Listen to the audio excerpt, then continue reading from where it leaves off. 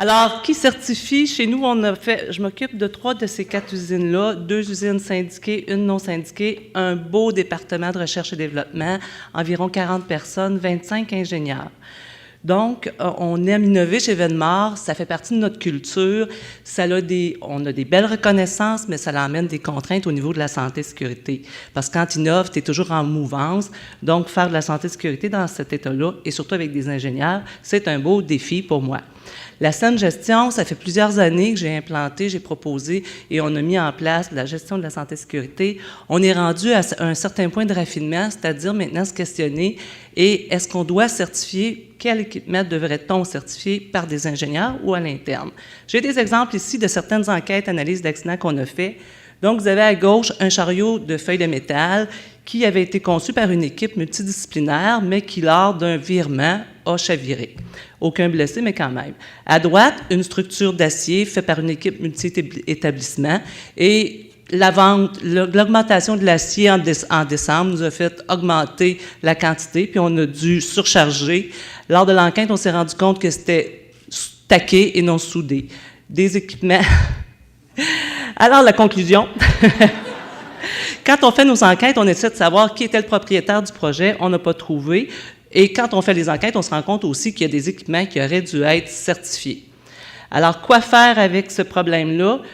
Informer la direction, puisque je suis conseillère, je leur ai conseillé de faire quelque chose. Alors, en leur disant, voici les obligations, les droits, mais ça va prendre votre appui pour libérer les gens, pour qu'ils aient le temps de faire ce qu'ils ont à faire, et ça va coûter de l'argent aussi.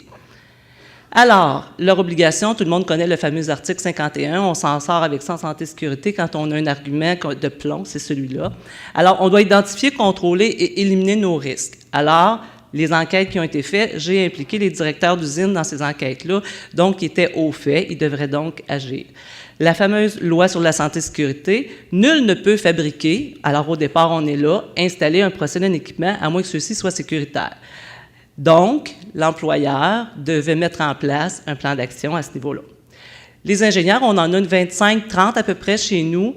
Alors, les équipements industriels impliquant la sécurité du public et, surtout dans mon cas, des employés, bien, il doit y avoir un ingénieur qui est impliqué dans le projet.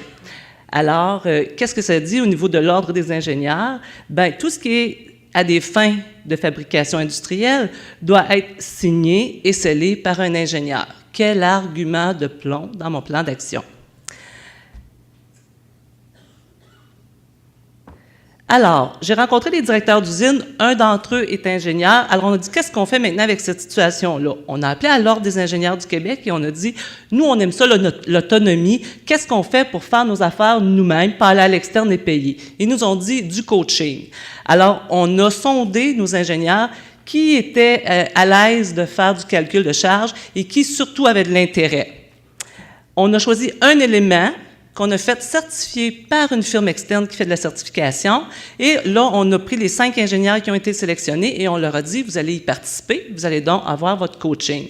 Par la suite, vous allez prendre chacun dans vos établissements respectifs un équipement ou une machine, vous allez faire la certification, la faire valider par la firme externe et ça devient votre coaching pour l'année. Durant les 12 mois suivant ça, les 5 ingénieurs se rencontrent à chaque fois qu'ils se questionnent si ça devrait être certifié ou pas. Alors, on a fait aussi la tournée des usines. J'étais là comme participante. Eux devaient statuer sur qu'est-ce qu'il y a dans notre usine qu'on doit certifier.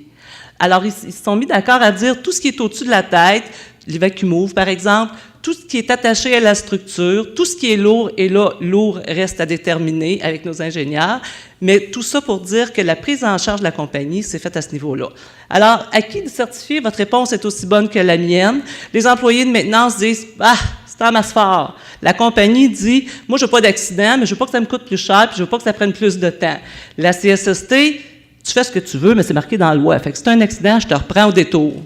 Les ingénieurs internes, ben eux autres, quand tu leur demandes de signer, c'est comme si tu leur demandais de signer avec le sang. Et l'Ordre des ingénieurs dit, c'est notre champ d'expertise exclusif. Alors, ma règle de conduite, c'est d'être à l'aise avec ça et de faire diligence raisonnable. Merci.